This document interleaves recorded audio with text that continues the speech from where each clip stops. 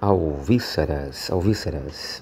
Dando sequência ao nosso curso de negociação e administração de conflitos, estamos no módulo 1, aspectos conceituais associados ao processo de negociação. E você vê na tela aí no slide 25 o tópico controle emocional. A comunicação não poderia ficar de fora na revolução sobre o entendimento do que é inteligência, desenvolvido a partir da publicação do livro Inteligência Emocional, no qual Goleman, em 1995, utilizando as mais recentes pesquisas sobre o funcionamento do cérebro, amplia o conceito sobre inteligência, provando que esta é mais emocional do que racional. A razão e a emoção foram, durante muito tempo, observadas com um grau de independência que não possuem. Ninguém age estimulado unicamente por uma ou outra. Ninguém age estimulado unicamente pela razão. Ninguém age estimulado unicamente pela emoção. Sempre por ambas, em maior ou menor grau. Sempre haverá um pouco das duas em qualquer atitude que tomarmos. O ideal é que sejam utilizadas de forma que uma preste os seus serviços à outra e vice-versa, em um intercâmbio contínuo de trocas. Em uma linguagem poética, diríamos que a razão conduz a emoção, mas é a emoção que inspira a razão. As nossas bases foram construídas na infância, mas felizmente podem ser ajustadas, adaptadas ou até mesmo substituídas durante toda a vida. Tudo depende do quanto desejamos e permitimos que aconteça. Algumas mudanças independem da nossa vontade, como as consequências de um forte trauma, mas ainda assim podem ser por nós minimizadas individualmente ou com ajuda especializada. Na vida profissional, era costume prestigiar as decisões de cunho puramente racional, e isso criou o mito de que homens de negócios não têm coração, são frios e calculistas, etc. É bem verdade que tomar decisões tendo apenas a emoção por base pode não conduzir aos melhores resultados. Mas hoje, quando o ser humano adquire mais importância no contexto empresarial, desprestigiar a emoção nas decisões já é percebido como cegueira emocional, fazendo toda a diferença entre ter ou não ter uma equipe de alto desempenho e, por conseguinte, de sucesso. É os tais dos fatores humanos. Fatores humanos que precisam ser seguidos, respeitados dentro de uma organização. Agora, vejamos como é fácil compreender a necessidade de manter razão e emoção em um mix adequado em todas as atividades. Em um equilíbrio, a razão está ligada ao pensamento e a emoção ao movimento. Pouco ou nada adianta pensar e não agir, colocar em prática, assim como tem pouco valor sonhar e não tornar o sonho realidade. Goleman, em 1995, afirma que o controle potencializa a aplicação e a falta dele pode levar a consequências imprevisíveis. Durante a vida, montamos na memória um repertório de conhecimentos e também de sensações, e no momento que somos apresentados a uma situação, em frações de segundo, buscamos identificar nos sinais que percebemos algo já depositado na nossa realidade interior. É com base na quantidade de sinais comuns que tomamos as primeiras decisões sobre gostar ou não gostar daquela situação. Uma parte desses sinais, entretanto, nem passa por essa espécie de filtro classificatório, mas ainda assim pode levar-nos a agir antes mesmo que a fase de busca pela identificação seja completada. Em uma situação de sobrevivência, essa atitude pode ser justificada. Em outras, A justificativa costuma ser: não sei o que houve, agi sem pensar. Kahneman, em 2012, separa a nossa forma de pensar em Sistema 1 e Sistema 2. O Sistema 1 opera automática e rapidamente, com pouco ou nenhum esforço ou percepção de controle voluntário, como detectar quando um objeto está mais distante que outro, perceber a fonte de um ruído, detectar a hostilidade em uma voz ou ler palavras grandes em cartazes. Ele é considerado herói, pois permite reação rápida em situações de perigo. Já o Sistema 2 está associado a escolhas e concentração. As suas ações exigem atenção e são interrompidas quando a atenção é desviada. Como exemplos de ações do Sistema 2, contar ocorrências de uma letra de um texto, fazer cálculos complexos, procurar uma pessoa, comparar objetos ou preencher um formulário. A divisão do trabalho entre os sistemas 1 e 2 é altamente eficiente porque minimiza e otimiza o desempenho. Além disso, permite que você faça duas coisas ao mesmo tempo, desde que uma delas não exija a atenção. Segundo Kahneman, esse arranjo funciona muito bem na maior parte do tempo, porque o Sistema 1 replica os seus modelos em sistemas familiares de maneira precisa. No entanto, o Sistema 1 possui vieses que levam a erros sistemáticos influenciados pelos filtros pessoais de percepção, generalização, omissão e distorção. Quando exigimos uma rápida resposta da nossa mente, é possível que o Sistema 1 tome o comando e a resposta venha acompanhada de vieses e emoções. O gráfico 2, que a gente vai ver, ilustra uma adaptação da curva da morte de Kübler-Ross e Kessler em 2007. É a curva da morte. Originalmente, essa curva descreve os estágios pelos quais as pessoas passam a lidar com a perda, luto e tragédia. Esses estágios também podem ser percebidos em todas as situações de negociação quando surgem bloqueios ou impasses que impedem o alcance dos resultados esperados por uma das partes. No momento do impasse, a reação de estresse leva a uma reação rápida e emocional, da qual nos podemos arrepender depois. Então você tem aí o melhor cenário para uma negociação quando temos objetivos claros, reconhecemos os objetivos da contraparte, controlamos as nossas reações emocionais e entendemos as reações emocionais da outra parte. E aí você tem essa curva da morte, né, adaptada aí para a nossa abordagem, onde você tem ali na curva na linha do tempo, você tem essa curva da morte, você tem ali o choque, a negação, depois do choque, aí já a emoção vai aumentando, né? A ansiedade, que pode disparatar para a raiva, e aí ela pode não ter fim, pode ir até as vias de fato. Mas também nesse momento, se não disparatar, se não descambar, se não extrapolar para a raiva, ela pode começar a cair com o tempo numa inicialmente depressão, depois da depressão que no caso aqui não precisa ser uma depressão daquela que você conhece como doença mesmo, mas uma espécie de luto, uma espécie de tristeza profunda que vai ter uma data de validade, né?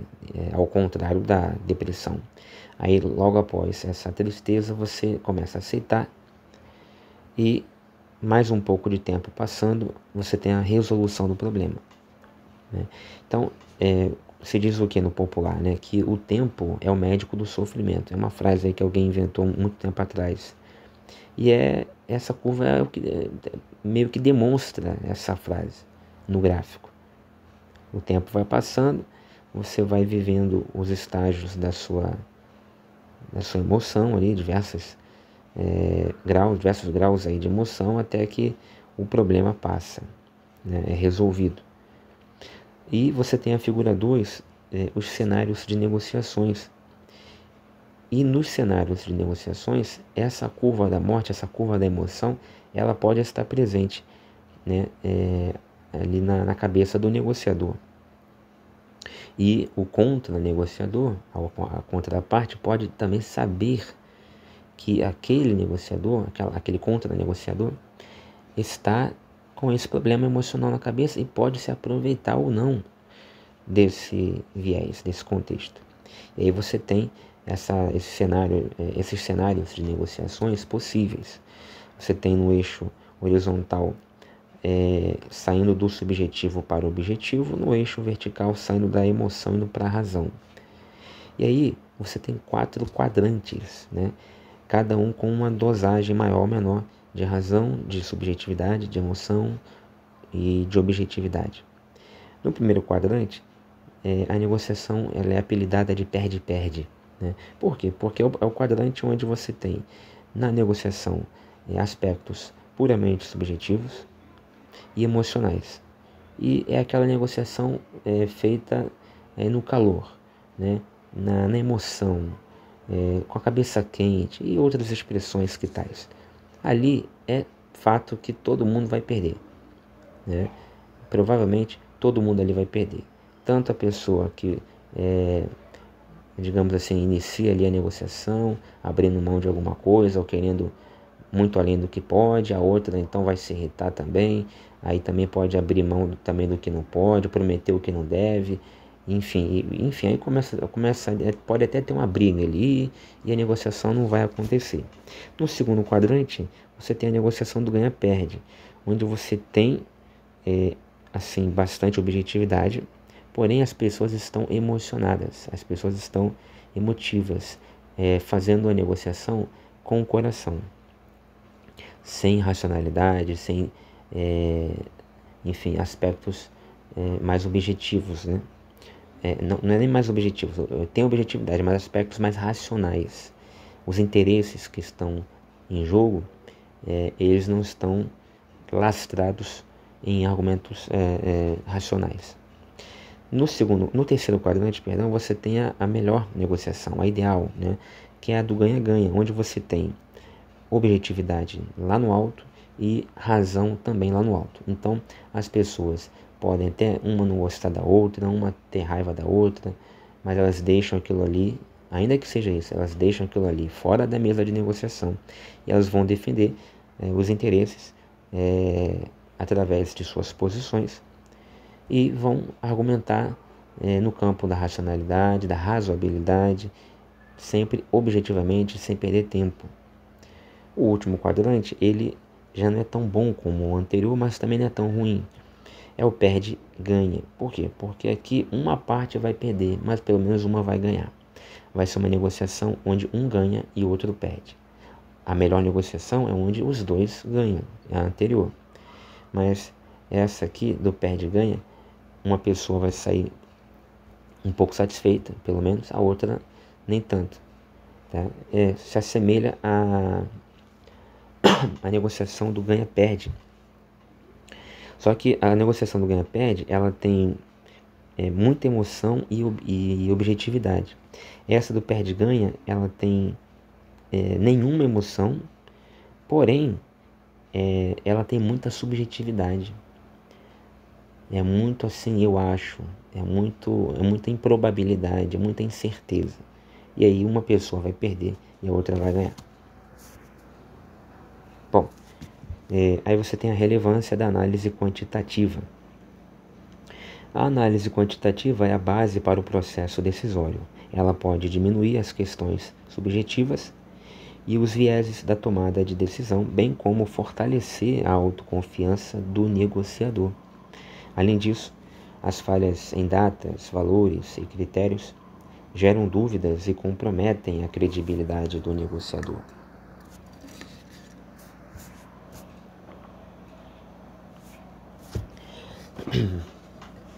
Então, no planejamento da negociação, podem ser identificados algumas características. digamos assim, alguns elementos, tá? Por exemplo, o tipo de negociação. Por que que isso interessa a análise quantitativa? Porque a análise quantitativa, o que que é? O que que ela é? Ela é uma etapa, ela pertence ao processo, à etapa de planejamento. Ela está antes, durante ou depois da negociação. Ela está antes da negociação. Antes de você sentar para negociar, na etapa de planejamento, você vai identificar o tipo de negociação. Você vai até traçar um gráfico, se for o caso, né? Você vai tentar vislumbrar o horizonte, né, das negociações, o grau de independência, de interdependência entre as partes. Se você tem uma dependência em algum grau em relação a outra parte. Por exemplo, já falei aqui, uma pessoa que vai negociar, entre aspas, a doação de um órgão para ela está bastante dependente da outra parte, né? É a vida dela. É diferente de você comprar um imóvel, um carro. Os seus interesses, os interesses da outra parte, os possíveis interesses que a outra parte tenha, o perfil daquela parte, daquela contraparte com quem você vai negociar, a cultura organizacional daquela pessoa, a origem, né, a classe social, tudo isso. O que ela costuma fazer, ela às vezes, de repente, ela é evangélica como você, aí você pode explorar isso aí. Muitas vezes ela é da tua igreja, ou então ela joga no mesmo clube de golfe que você, ou ela frequenta, sei lá o que, a mesma casa de show, ou sei lá o que, qualquer coisa, né? O mapeamento dos atores da negociação, porque de repente a negociação não é somente entre você e a outra parte. Pode haver ali outros atores, outras pessoas envolvidas, que podem influenciar, decidir, interferir, apoiar uma parte, não apoiar a outra parte, até mesmo bloquear, tá, o andamento. Então você vai ver os concorrentes que você vai ter naquela negociação, você vai tentar vislumbrar isso antes. Mas só que você faz isso antes, é claro que durante você também vai ter esses inputs, você também vai perceber, você vai também tentar anotar, guardar isso aí também, tá? Até porque você pode, como eu já falei, renegociar, né? Você pode ter que renegociar, ou negociar uma outra negociação, ou negociar a mesma negociação, continuando a mesma negociação com aquela parte, né? No outro dia, no futuro. E você vai precisar guardar, né, levar em consideração a sua experiência adquirida na primeira rodada de negociações. As concessões que podem ser feitas, o que você pode ceder, até onde você pode ceder, o que você pode falar, até onde você pode falar, e também o que você pode solicitar que o outro conceda. Você também não pode pedir tudo. Você não pode ter muita cara de pau. Você não pode ser uma pessoa que vai pedir Deus e o mundo, como se diz, né? Você tem que ter isso pode soar como ofensivo, então você tem que saber também usar o tom e até onde você pode solicitar, pedir, né, e blefar também. Então existe ali uma zona de possível acordo, como eu já falei nas outras aulas, uma zopa onde você tem os pontos de recuo, o seu ponto de recuo e o ponto de recuo da outra parte. Então ali você tem os limites do acordo. Você não deve sair daqueles limites. Você pode, saindo daqueles limites, você pode perder, ou a outra parte pode sair da negociação irritada, né? Os argumentos que você vai utilizar, que você pode utilizar. Se você vai utilizar argumentos, você tem que ter um embasamento teórico, né? Uma argumentação emocional, de preferência para comover a outra parte, uma aplicação prática. E você também tem que saber que a outra parte também pode usar argumentos e persuasivos, inclusive, para atingir você. Então você tem que trilhar saber se armar com escudo, não só com espada, tá? As moedas de troca, né? Pode ser que chegue num momento da negociação que ela só vá para frente se você começar então a propor uma troca, uma moeda de troca, né? É bom ter sempre pelo menos uma moeda de troca na manga, porque se a negociação travar, você então, tá bom, então vamos fazer uma troca, né? Mais ou menos assim, eu te dou isso, você me dá aquilo. As fontes de poder e balanço de poderes, isso também é importante.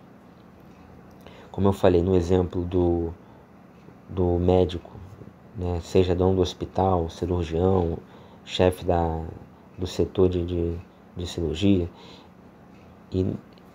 o paciente que precisa de de um fígado, de um rim, um órgão. Nessa negociação, né, estou inventando aqui um cenário onde uma pessoa esteja negociando com a outra.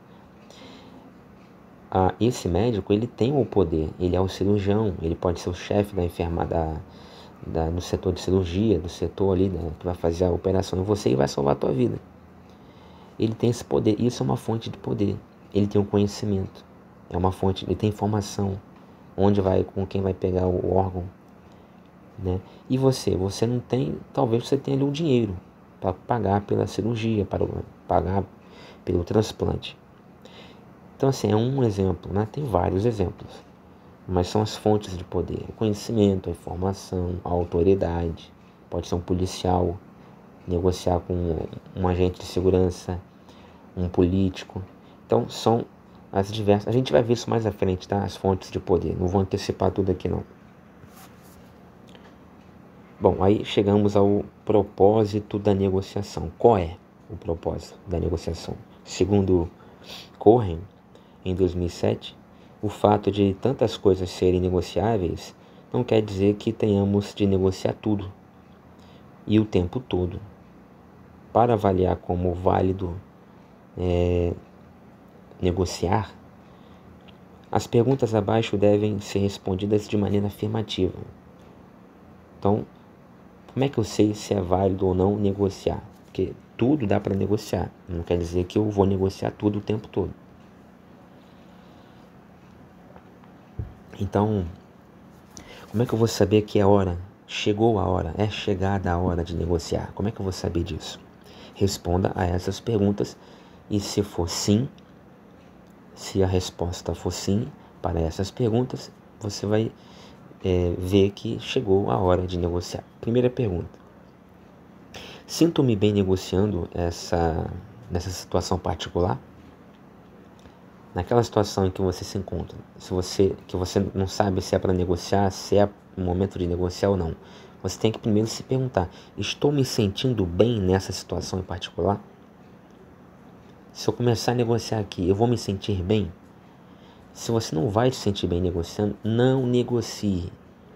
Não negocie aquilo que, pelo simples fato de começar a negociar, já vai lhe trazer um mal, já vai lhe fazer mal, lhe fazer se sentir mal. Não negocie.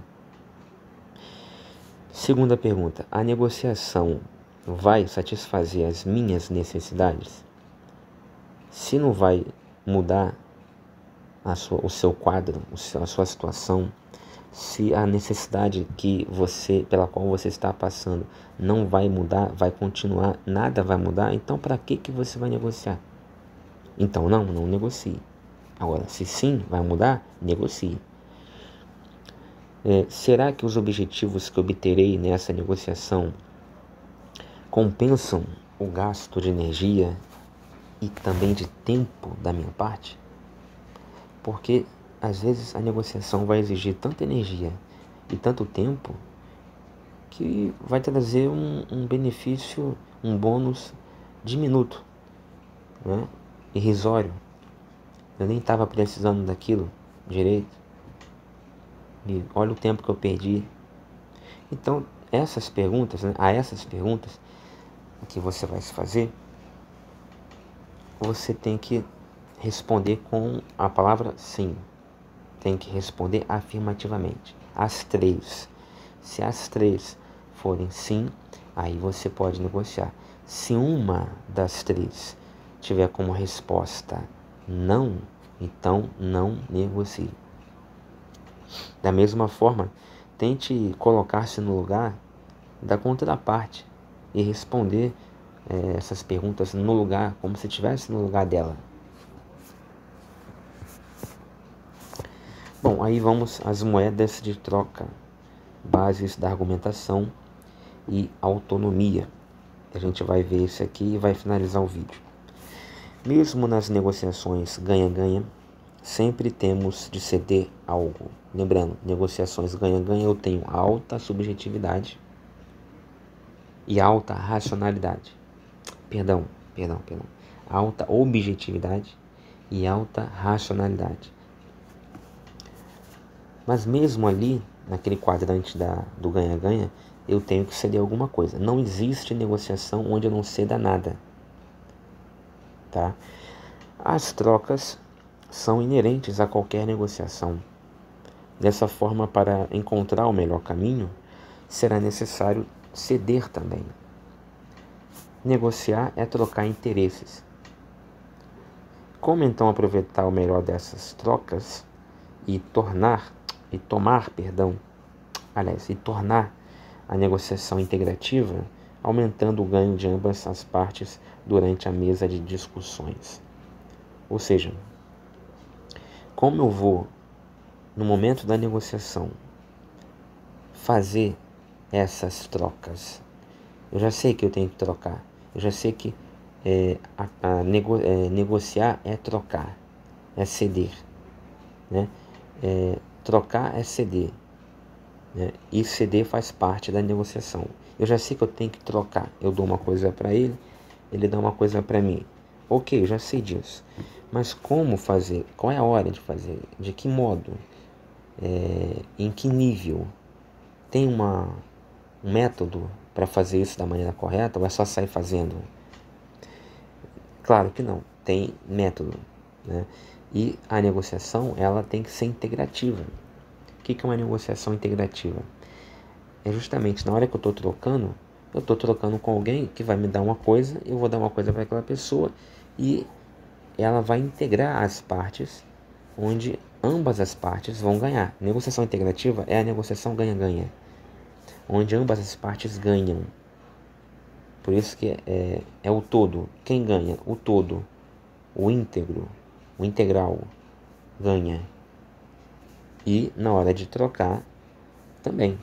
Eu dou uma coisa que vai fazer bem a outra pessoa. E ela também vai me dar em troca uma outra coisa que vai me fazer bem. Se eu der uma coisa que vai fazer bem a outra pessoa e em troca ela me dá uma coisa que não vai me fazer nenhum bem, não vai me adiantar nada, então não foi ganha-ganha, não foi uma negociação integrativa. Procure concessões que representem baixo esforço para você, porém que possuam alto valor percebido para a contraparte, e também aqueles que trazem uma grande vantagem para você, apesar de pouco esforço para a contraparte. Aqui está o pulo do gato, como se diz no popular. Na hora que eu vou trocar, o que eu troco? Eu troco preferencialmente, eu dou uma coisa para aquela pessoa, preferencialmente, que tenha pouco valor para mim, mas que para a pessoa vai ser recebido como algo muito útil. E, como é uma negociação integrativa, ou seja, ganha-ganha, o inverso também vai acontecer. Precisa acontecer. A outra parte vai dar para mim uma coisa que para ela não é muito útil, mas para mim é utilíssimo. As diferenças entre os interesses e os níveis de prioridade para cada negociador podem possibilitar uma negociação de ganhos mútuos. A decisão entre qual moeda de troca em cada situação deve levar em conta tanto as suas prioridades de ganhos na negociação, como um relacionamento em longo prazo com as partes envolvidas. Também tem isso, que eu já falei no último vídeo. Às vezes, naquele momento da negociação, para ambas as partes ou para uma das partes, o retorno não é tão alto e parece até não ser vantajosa a negociação, mas ela pode estar investindo num relacionamento de longo prazo, num relacionamento de confiança que vai lhe garantir a longo prazo uma série de vantagens, bônus, ganhos a longo prazo. Bom, aí a gente para aqui, tá? Vamos aí, já estamos com 30 minutos. No próximo vídeo, né, a gente vai ver o balanço relativo de poder. E daqui para frente, mais alguns slides, tá bom? Até a próxima aula aí, se Deus quiser.